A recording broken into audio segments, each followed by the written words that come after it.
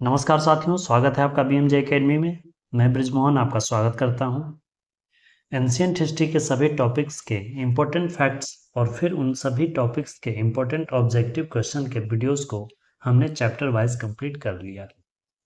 मैंने चैनल पे एक पॉल क्वेश्चन डाला था कि एंशिएंट हिस्ट्री के बाद क्या स्टार्ट करना चाहते हैं, तो सबसे ज़्यादा वोट मिडाइवल हिस्ट्री को मिला। इसलिए आज के इस वीडियो से हम मिडाइवल हिस्ट्री की शुरुआत करेंगे। मिडाइवल हिस्ट्री में हम सल्तनत काल, दक्षिण भारत का विजयनगर तथा बहमनी साम्राज्य, भक्ति तथा सूफी आंदोलन, मुगल वंश तथा सूर्यवंश और अंत में उत्तर मुगल काल के बारे में पढ़ेंगे। मुगल काल में ही यूरोपियों का आगमन होता है, जिसके बारे में हम आधुनिक भारत के इतिहास के अंतर्गत बाद में पढ़ेंगे।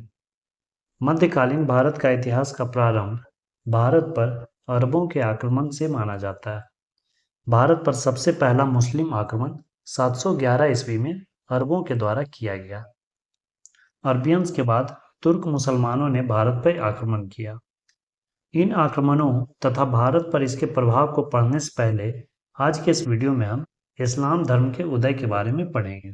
चूंकि मध्यकालीन भारत में मुस्लिम शासकों की ही सत्ता रही, इसलिए इन शासकों के बारे में पढ़ने से पहले इस्लाम धर्म से संबंधित महत्वपूर्ण तथ्यों जो कि प्रतियोगी परीक्षाओं के लिए आवश्यक है, उन्हें पहले देख लेते हैं। तो आइए दोस्तों, अब बिना देर के शुरू करते हैं। इस्लाम धर्म का उदय।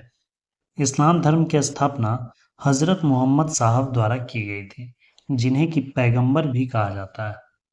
इनका जन्म 570 ईस्वी में मक्का में हुआ था और इनकी मृत्यु मदीना में हुई थी। इनके पिता का नाम अब्दुल्ला था और इनकी माता का नाम अमीना था। 610 ईस्वी में हजरत मोहम्मद साहब को 40 वर्ष की अवस्था में मक्का के पास हीरा नामक गुफा में ज्ञान की प्राप्ति हुई।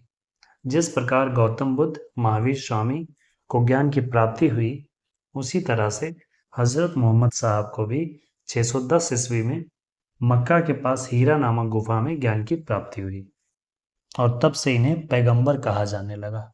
24 सितंबर 622 ईस्वी को पैगंबर ने यानी हजरत मोहम्मद साहब ने मक्का से मदीना की यात्रा की। इसी यात्रा के समय से इस्लाम जगत में हिजरी संवत की शुरुआत हुई। इसलिए जो हज यात्रा की जाती है, उसमें मक्का से मदीना की यात्रा की जाती है। जैसे हिंदू धर्म में कहा जाता है कि चारों धाम की यात्रा करने पर मृत्यु के बाद भगवान उसे स्वर्ग में भेजते हैं, उसी प्रकार से इस्लाम धर्म में यह माना जाता है हज यात्रा करने पर अल्लाह उन्हें जन्नत अता फरमाता है, अर्थात उन्हें जन्नत नसीब होती है। हजरत मोहम्मद साहब ने खादीजा नाम की एक विधवा से विवाह किया था और उनकी पुत्री का नाम था फातिमा और इनके दामाद का नाम था हजरत अली। हजरत मोहम्मद साहब की मृत्यु 632 ईस्वी में मदीना में हुई, जहां इन्हें दफनाया गया। इस्लाम धर्म एक ईश्वरवादी धर्म है, अर्थात इस्लाम धर्म में सिर्फ एक ईश्वर है, जिन्हें अल्लाह कहते हैं। हजरत मोहम्मद साहब ने कुरान की शिक्षाओं का उपदेश दिया था। उनके उपदेशों का संकलन ही कुरान में है। इस्लाम धर्म का प्रमुख ग्रंथ कुरान है। हजरत मोहम्मद साहब की मृत्यु के बाद उनके उत्तराधिकारी को खलीफा कहा गया। खलीफा का पद शुरुआत में एक धर्मगुरु जैसा था, परंतु यह पद धीरे धीरे धर्मगुरु के साथ साथ राजनैतिक नेता का भी रूप ले लिया। आगे चलकर इस पद के लिए कई विवाद उत्पन्न हुए, जिसके कारण इस्लाम धर्म दो भागों में बट गया, जिसे शिया और सुन्नी नाम दिया गया। शिया मुसलमानों का मानना था कि हजरत मोहम्मद साहब यानी पैगंबर के वास्तविक उत्तराधिकारी हजरत अली होंगे, जबकि सुन्नी मुसलमानों का मानना था कि कोई भी व्यक्ति जो योग्य है वह खलीफा के पद पर बैठ सकता है। हजरत अली मोहम्मद साहब के दामाद थे।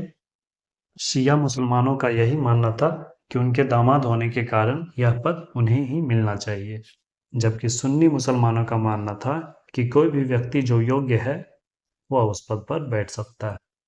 आगे चलकर धीरे धीरे खलीफा का पद इतना महत्वपूर्ण और शक्तिशाली हो गया कि पूरी शासन व्यवस्था इसके हाथों में आ गई। इस्लाम धर्म में खलीफा का पद 1924 ईस्वी तक रहा, परंतु 1924 ईस्वी में तुर्की के राष्ट्रपति मुस्तफ़ा कमाल पाशा ने खलीफा के पद को पूरी तरह से समाप्त कर दिया।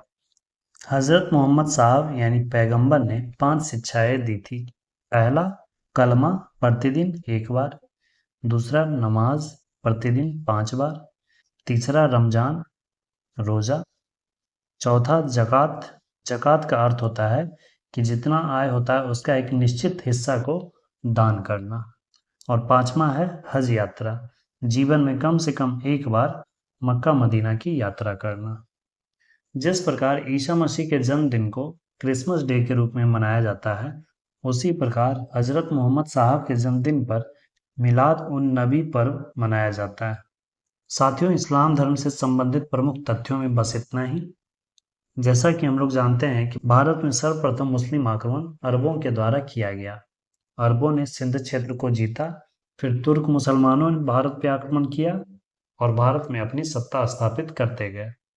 साथियों, मध्यकालीन भारत के अगले वीडियो में हम भारत पर अरबों के आक्रमण तथा मोहम्मद बिन कासिम के भारत के सिंध विजय के बारे में पढ़ेंगे। दोस्तों, वीडियो कैसी लगी अपना फीडबैक ज़रूर दिया करें। वीडियो में अंत तक बने रहने के लिए धन्यवाद दोस्तों। मिलते हैं अगले वीडियो में इसके अगले टॉपिक के साथ। जय हिंद, वंदे मातरम।